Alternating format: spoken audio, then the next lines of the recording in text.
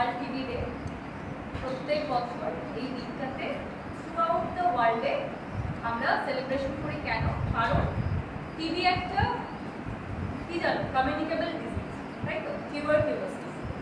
তো সেটা প্রিভেন্ট করা, preventive strategy, promotive strategy, curative strategy and rehabilitative strategy, এই চারটে স্ট্র্যাটেজিকে আমরা মাথায় রেখে থ্রুআউট ওয়ার্ল্ডে আমরা একটা সেলিব্রেশন করি।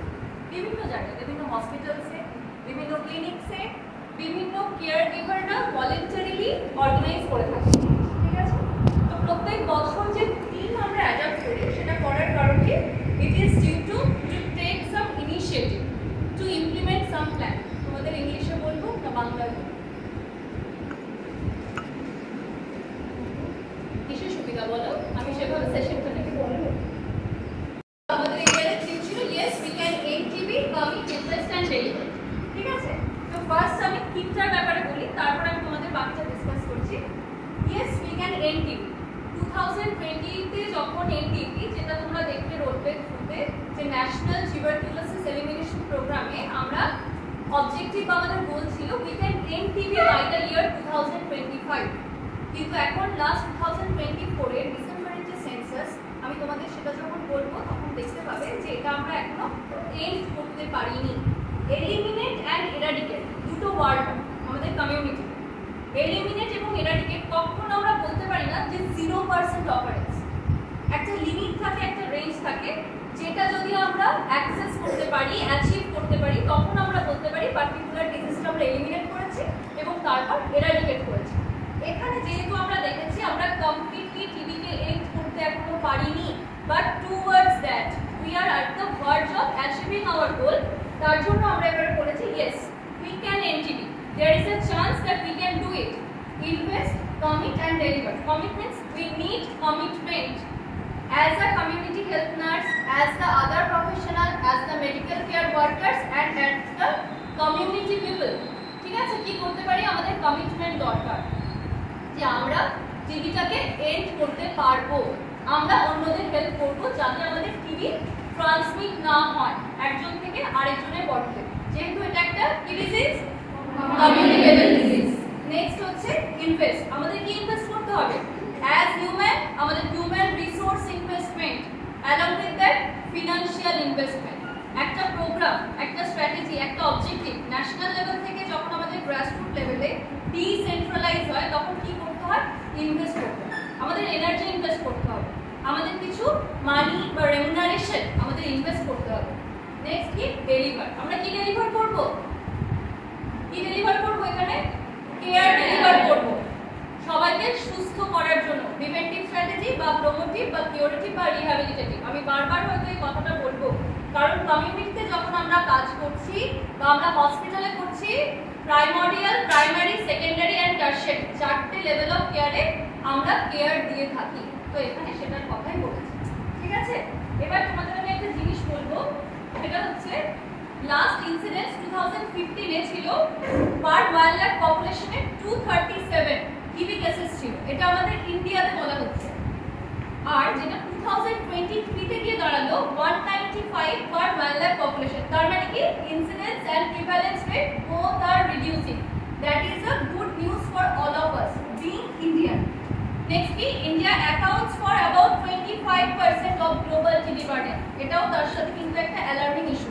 তোমাদের জেনে রাখা দরকার, আমাদের লাস্ট সেন্সাস ওয়াইজ আমরা জানতে পেরেছি আগে যেটা ছিল বিফোর 2011 ইন্ডিয়াতে লিডিং কজ অফ ডেথ বা সাফারিং যেটা ছিল কমিউনিকেবল ডিজিজের জন্য।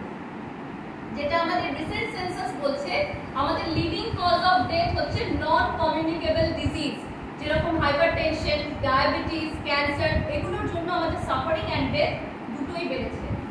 এখন কমিউনিকেবল ডিজিজের জন্য আমাদের ডেথ বা সাফারিং হয় মোর লাইকলি 20%। তার মধ্যে আমরা দেখতে পাচ্ছি যে 25% গ্লোবাল বার্ডেন আমাদের ইন্ডিয়া কন্ট্রিবিউট করছে। বোঝা গেল? নেক্সট যেটা ওয়েস্ট বেঙ্গল আবার কিন্তু ইন্ডিয়ার মধ্যে থার্ডে রান করছে টিবি কেসেসে, যেটা কিন্তু খুব একটা প্রমিসিং নয়। এই রিপোর্টটা কিন্তু খুব একটা গুড রিপোর্ট আমাদের জন্য নয়।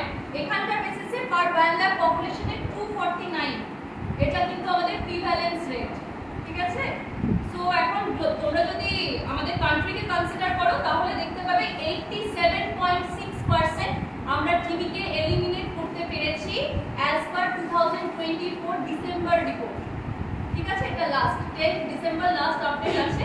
এখনো পর্যন্ত রিসেন্ট আর আপডেট আমাদের কাছে এই মুহূর্তে নেই, হয়তো এই টিভিতে যে সেলিব্রেশন সেটা হওয়ার পর আমরা লেটেস্ট আপডেট পাবো।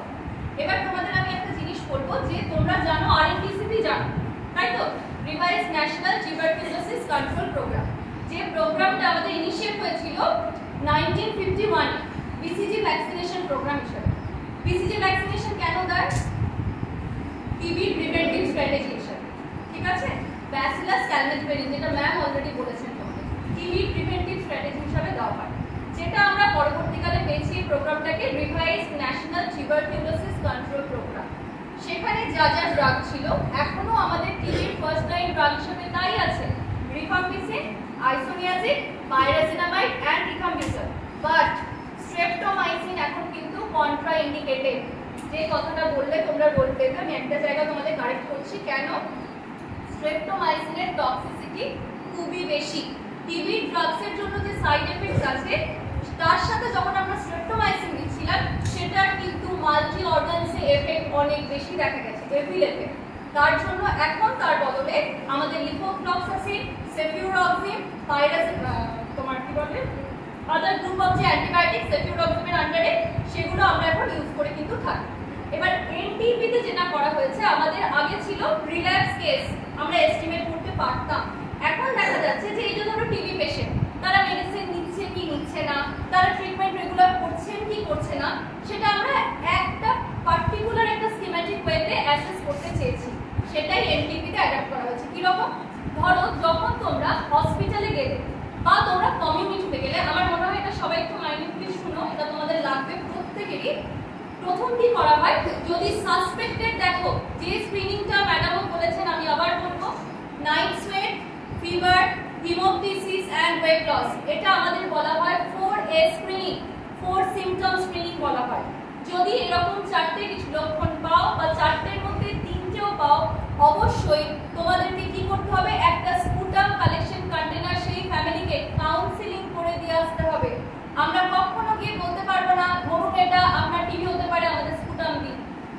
কোনো মানুষ being a health care worker, being a common people, আমরা কেউই অ্যাকসেপ্ট করতে পারি না যে আমাদের কারোর টিউবারকুলোসিস, লেপ্রোসি, এইডস এই ধরনের রোগ হতে পারে, ঠিক আছে।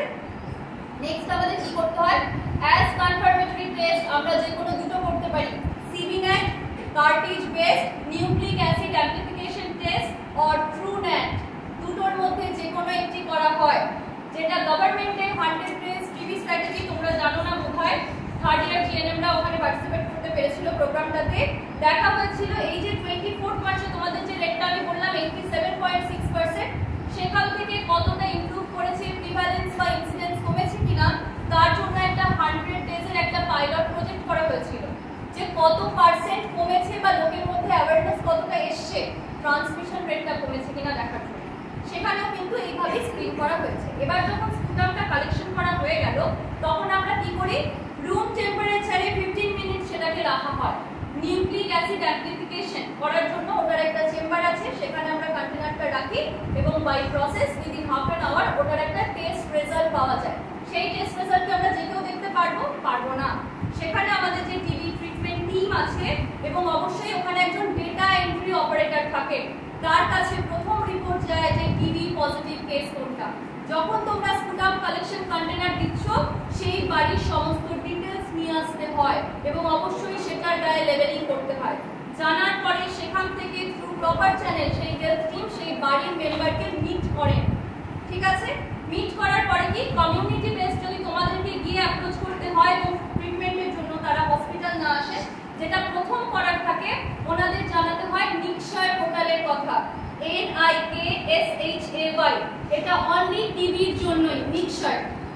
এখানে কি করা হয়, যে পেশেন্ট আছে বা যিনি ক্লায়েন্ট আছে তার নাম, তার অ্যাড্রেস, ফোন নাম্বার, তিনি আগে কোনো কিছুতে সাফার করেছেন কিনা, আগে তার টিবি হয়েছিল কিনা, কোনো কমিউনিকেবল বা নন কমিউনিকেবল ডিজিজ আছে কিনা, এই প্রত্যেকটা জিনিস কিন্তু এখানে দেখা হয় এবং নোট ডাউন করা হয়। এবার এটা করার কি লাভ আছে, এবং তার সাথে আরো দুটো জিনিস, আধার কার্ডের নাম্বার এবং ব্যাংক অ্যাকাউন্ট নাম্বার, এই দুটো নেওয়া হয় যারা টিবি পজিটিভ কেস হয়েছে তাদের জন্য। এটা নিয়ে কি লাভ হবে, ধরো আজকে একজন টিবি পজিটিভ কেস রয়েছে, সেক্ষেত্রে হতে পারে তিনি হয়তো ট্রিটমেন্ট নিতে শুরু করে আর নিলেন না, আজকে ওয়েস্ট বেঙ্গলে আছেন, উনি হয়তো 3 মাস পর চলে গেলেন হরিয়ানা, তো আমরা কেসটা হয়তো আর পাচ্ছি না ট্র্যাক করতে, যেটা আগে হয়েছে রিল্যাক্স কেস তাই জন্য অনেক বেড়েছিল। কিন্তু ওই যে নিশ্চয় পোর্টালে একবার এন্ট্রি কোনো লাইফ টাইমের জন্য একটা ইউনিক কোড জেনারেট হয়, সেই কোডটা আর অন্য কোনো পেশেন্টের জন্য জেনারেট হবে না। তাই জন্য ভারতবর্ষের যে কোনো রাজ্যে উনি চলে যান, উনি যদি আবার কোনো সিমটম নিয়ে কখনো দেখাতে যান এবং উনি যদি টিবি পজিটিভ হন, ওই কোডটা বা আইডিটা দিলে ওনার প্রিভিয়াস সমস্ত হিস্ট্রি ওখান থেকে দেখে নিতে পারবে। কাজেই জানা যাবে তিনি কি রিল্যাক্স কেস ছিলেন, আগে কি পজিটিভ হয়েছিলেন, ট্রিটমেন্ট পেলেও কি সেটা কমপ্লিট হয়েছিল বা কতদিন হয়েছিল। কাজেই আমাদের জন্য ট্র্যাক করা খুব ইজি হবে। ইনসিডেন্স বা প্রিভ্যালেন্স রেট এবং রিল্যাক্স কেস আমরা সবগুলোই কিন্তু কমাতে পারবো। নেক্সট কি করতে হয়, কেন আমরা ব্যাংক অ্যাকাউন্ট নাম্বারটা নিই? টিবি পেশেন্টের জন্য খুব বেশি পরিমাণে ইম্পর্টেন্ট হচ্ছে নিউট্রিশন। অন্যরা আমরা যতটা লেভেলে নিউট্রিশনাল ইনটেক করতে পারি, টিবি পেশেন্টের জন্য আরো বেশি দরকার, কারণ তারা ইমিউনো কম্প্রোমাইজড, তাদের ক্ষেত্রে অপরচুনিস্টিক ইনফেকশন অকার করার চান্সেস খুব বেশি থাকে। তার জন্য গভর্নমেন্ট কি করেছেন, 500 টাকা করে তাদের অ্যাকাউন্টে ক্রেডিট হয়, যাতে অন্য কেউ এই টাকাটি না পান, অন্য কেউ যাতে হ্যান্ডেল করতে না পারে। তাই জন্য যিনি পজিটিভ হয়েছে তারই আধার কার্ডের নাম্বার এবং ব্যাংক অ্যাকাউন্ট ডিটেইলস পিছনে যাদের ঘুম পাচ্ছে, you can leave this session, তোমাদের জন্য অর্গানাইজ করা হয়েছে, কাইন্ডলি কোঅপারেট উইথ মি। তো তারপরে যেটা করার, যখন আমরা পাচ্ছি আমাদের দেখে নিতে হয়, যখন ট্রিটমেন্ট স্টার্ট হলো বা ফলো আপ চলছে, ফার্দার যদি কোনো রকম ধরো পালমোনারি এম্বোলিজম দেখা গেল, ফার্দার কোনো ইনফেকশন দেখা গেল, তার হয়তো রেসপিরেটরি রেট, কার্ডিয়াক রেট বা হার্ট রেট এগুলো বেড়ে গেছে, ফিভার বাড়ছে, আনইনটেনশনাল ওয়েট লস হয়েই যাচ্ছে, সেক্ষেত্রে তাকে হসপিটালাইজও করতে হতে পারে। ঠিক আছে, নেক্সট যেটা আসলে আমাদের ফোর্থ স্টেপে ট্রিটমেন্ট রেজিমেন। তোমাদের যে যে ড্রাগগুলোর কথা বললাম, যে রিফাম্পিসিন, আইসোনিয়াজিন, পাইরাজিনামাইড, রিফাম্বিউটাল, লিভোফ্লক্সাসিন বা সেফিউরক্সিন, এই ধরনের মেডিসিনগুলো অ্যাকর্ডিং টু কন্ডিশন, টিবি সাসসেপ্টেবল কারা, টিবি ইনফেকশন কাদের আছে, কারা এক্সটেন্সিভলি ড্রাগ রেজিস্ট্যান্ট, কারা মোনোড্রাগ রেজিস্ট্যান্ট, এই ওয়াইজ তাদের রেজিমেন্ট করা আছে। এবার ড্রাগ তো চলছে, তো এরপর ফলো আপে কিভাবে আসবে? ফলো আপে আসতে হবে প্রত্যেক মাসে। যখন তারা আসবে তাদের অবশ্যই chest x ray, TSH level, sugar level এবং ওয়েট, এই 4টে জিনিস কিন্তু তাদের চেক করা হয়। That is so mandatory. যদি পালমোনারি টিবি হয়, যেটা 80% দেখা যায়, and PPTB, extra pulmonary TB, তার মানে কি আদার দ্যান দ্য লাংস, লাংসের না হলে যদি অন্য কোনো জায়গায় হয়, তাকে আমরা কি বলি, এক্সট্রা পালমোনারি টিবি। তার ক্ষেত্রে ট্রিটমেন্ট স্ট্র্যাটেজি আলাদা এবং পিটিবি বা পালমোনারি টিবির ক্ষেত্রে আলাদা। আমি এখন তোমাদের ফলো আপে যেটার কথা বললাম সেটা পিটিবি বা পালমোনারি টিবির জন্য। ঠিক আছে, এটা গেল 5th স্টেপ। 6th স্টেপে থাকে এই যে তোমাদের যতগুলো পোর্টালের কথা বললাম, অ্যামাউন্টের কথা বললাম, সেগুলোর জন্য আমাদের নিশ্চয় পোর্টাল বা নিশ্চয় পোষণ যোজনা, এটা আমাদের 6th স্টেপে আছে। এই পুরো সাইকেলটাকে আমরা বলি national tuberculosis elimination programme cycle. ঠিক আছে, এটা একটা রিসেন্ট আপডেটেড, তোমরা আরএমডিসিপি হয়তো এখনো পড়ছো, কিন্তু 2020 থেকে 25 রানিং স্ট্র্যাটেজি এইভাবে অ্যাডাপ্ট হয়ে গেছে, এটাই কিন্তু চলছে। আরেকটা কথা লাস্ট বলে দেবো, 99 ডটস বলে একটা জিনিস হয়। এই যে ধরো মেডিসিন তোমরা টিবি পেশেন্টকে দিচ্ছ, হতেই পারে পেশেন্ট তো মেডিসিনটা খেলো কিনা কি করে জানবে, ফেলে দিল, খেলতেই পারে, তার খেতে ভালো লাগছে না, সে তোমাকে বলছে হ্যাঁ দিদি খেয়েছি। কি করতে হয়, যতগুলো টিবি কেস হয়েছে সেখানে যিনি আশা দিদি বা ফার্স্ট এএনএম রয়েছে, তাদের বাড়ি গিয়ে যতজন আছেন তাদের এরিয়াতে, 1000 বা 1200 পপুলেশন, যতজন একজন আশা কভার করতে পারে, তার মধ্যে যটা কেস থাকবে তাদের বাড়িতে গিয়ে রেগুলার তাদের ভিজিট করাটা উচিত। যে যেদিন যেদিন তারা মেডিসিন নিচ্ছেন, মেডিসিন তারা খেলেন কিনা, যদি যে পেশেন্ট বা ক্লায়েন্ট আছে তিনি যদি ফুললি অ্যাওয়্যার হন তার মেডিসিনের ব্যাপারে, ট্রিটমেন্টের ব্যাপারে, সেক্ষেত্রে মেডিসিনটা যখন খোলা হয় সেখানে একটা টোল ফ্রি নাম্বার দেওয়া থাকে, এটা 99 ডট স্কিমের আন্ডারে পড়ে, সেটাতে মিসড কল দিতে হয়। মিসড কল দিলে বোঝা যায় মেডিসিনটা খুলেছে এবং সেই কোডটা থেকে মিসড কল এসছে, মানে মেডিসিনটা নিয়েছে। যদি পেশেন্ট বা ক্লায়েন্ট আনকোঅপারেটিভ হয়, ইন দ্যাট কেস আশা দিদিদের বা আশা কর্মীদের ওখানে দাঁড়িয়ে মেডিসিনটা খায়ে আসতে হয় এবং ওখানে দাঁড়িয়ে তারা রেজিস্টার্ড মোবাইল নাম্বার থেকে মিসড কল দেয়, তখন বোঝা যায় মেডিসিনটা নেওয়া হয়েছে। বোঝা গেছে? এই প্রত্যেকটা স্ট্র্যাটেজি চেঞ্জ হচ্ছে এবং ইন ফিউচার মনে হয় ব্যাপারটা আরো বেশি স্ট্রিক্ট হবে, যাতে আর কোনোভাবেই কোনো দিক থেকে মেডিসিন বা ট্রিটমেন্ট বা আমাদের কন্টিনিউশন কোনোটা স্কিপ না হয়। এটার জন্য এই ওয়ার্ল্ড টিবি ডেতে পুরোপুরি আমাদের ফোকাস বা কনসেন্ট্রেশন এটার উপরে